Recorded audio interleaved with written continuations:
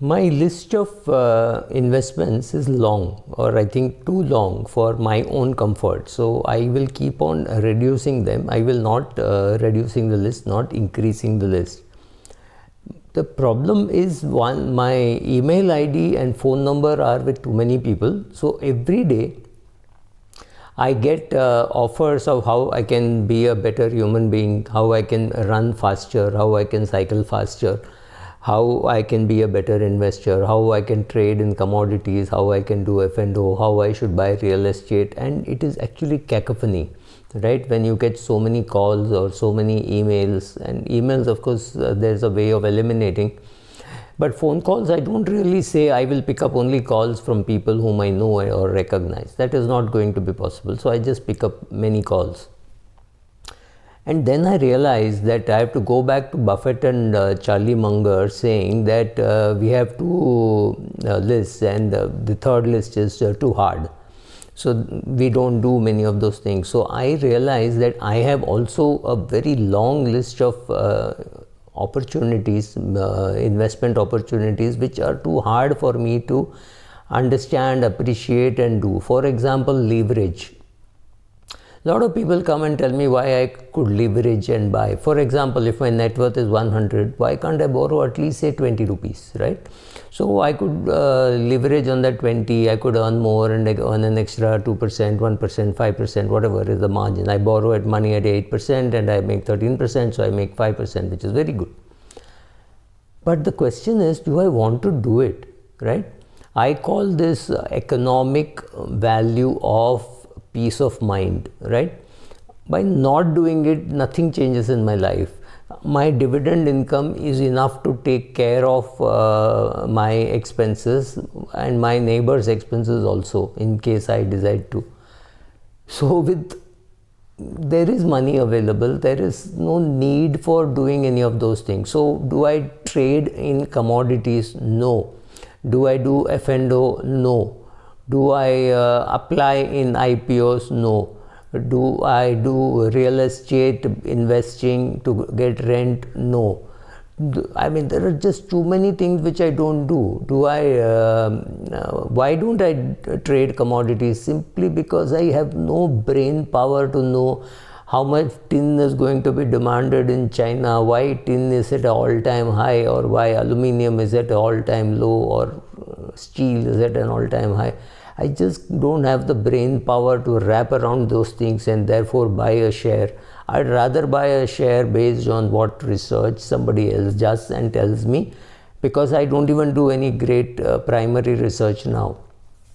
I'd rather know some 3-4 people to whom to talk with after I decide based on some other macro numbers, etc. For example, I always thought that if some company has a huge market share, it does not matter that it does not have pricing power. One day pricing power will come. So at 900 rupees Indigo, it was thought that it does not have pricing power, but at 1800 people feel that it has the pricing power, and you can see it. Most Indigo flights are full. You can't say the same thing about, say, a Vistara or SpiceJet flight. So something is gone right and the share is doing well. So, right. So something like that. So will I leverage and buy? No. Will I buy commodities? No. Will I buy real estate? I mean, it is just not needed for me to do all those things. And I'm very comfortable not doing those things and having my own portfolio. To me, it is also getting difficult to pick mutual fund schemes, simply because there are just too many schemes and I can't distinguish one from the other. There are 42 fund houses. Imagine if I have to do an honest job of picking the best funds in which to invest. I have to analyze 42 fund houses and into, say, 5 on an average, 200 fund managers, their styles, then so many countries, China, Japan, US, Europe, Asia, ex-Japan, India, right? Then mid cap, large cap, small cap. To me, it is just not going to happen. So I stick to those funds which I have invested sometime in the 1990s or early 2000, and I look at it and say, is it giving me a decent return? And then I'm happy with it. Same thing for my equity portfolio also.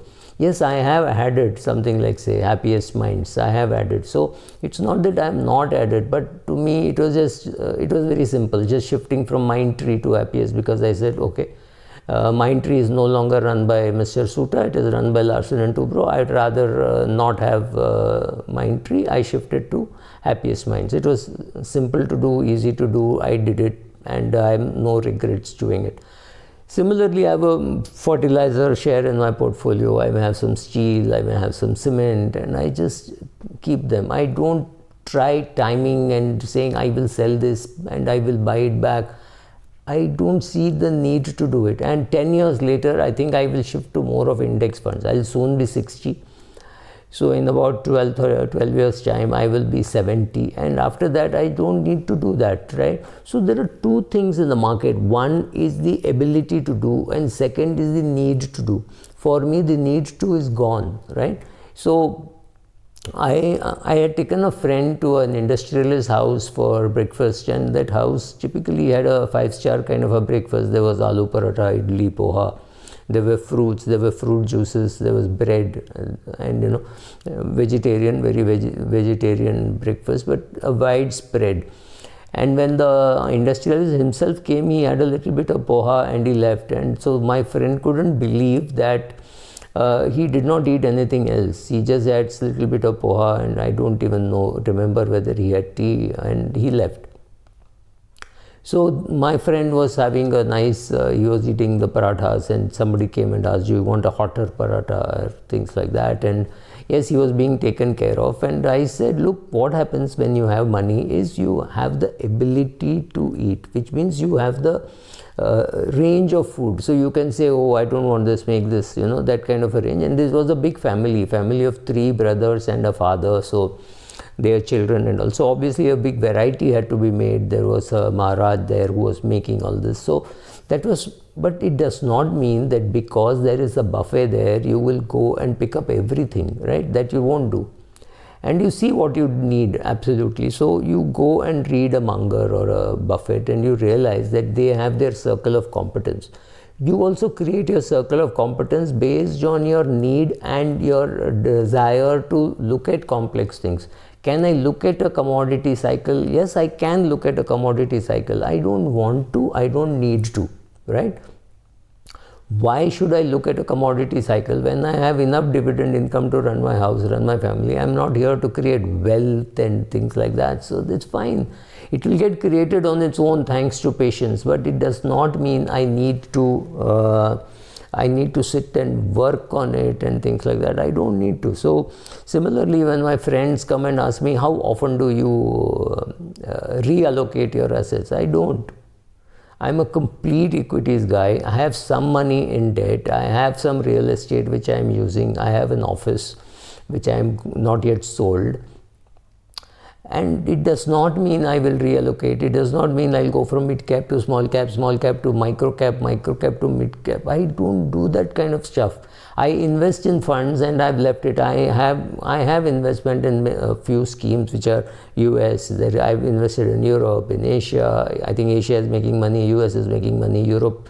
I don't see Europe making money for some more time. I don't see Europe making money at all perhaps, but I have some money in Europe. So I have all this, and I've told myself that at the age of 75 or at the age of 70 itself, I will just redeem all these schemes and put them into a pension plan, right, into an annuity.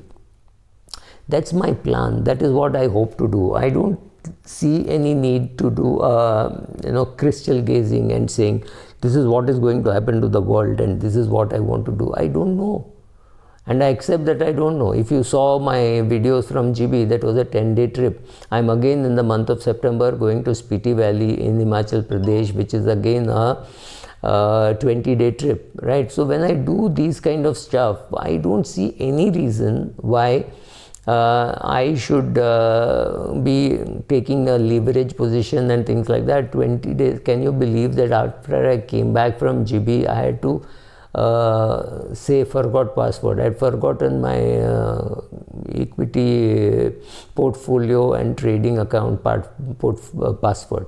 I'd just forgotten that. I can't do that if I have a leverage position. And what would I do? I would earn little more money, and it does not matter. I loved what Rakesh Jhunjhunwala said when he said yesterday at the Motilal Oswal meet that paisa jata nahi hai, chhutta nahi hai. This is true. It's your ability to give is a big problem. You can't give away. And how much money do you need to give your children, right? My daughter will have enough money anyway. She is doing well academically. Hopefully she will earn well. So she does not need all the money that I have. A little bit yes, a little bit no, right? So with that, why can't you have a more relaxed life? Because I also think that the ability to convert your assets into pleasurable activities has a time deadline. Something you have to do by 50, something by 55, something by 60, something by 65, and something by 80. Beyond that, your money is not going to give you great pleasure. You're going to live. It's not that you're not going to live. You're going to laugh. You're going to be with your family. You're going to do all that. But you may not be able to, run 5 kilometers or climb up a hill. You may not be able to do many of those things. So if that is what is giving you pleasure, that's gone.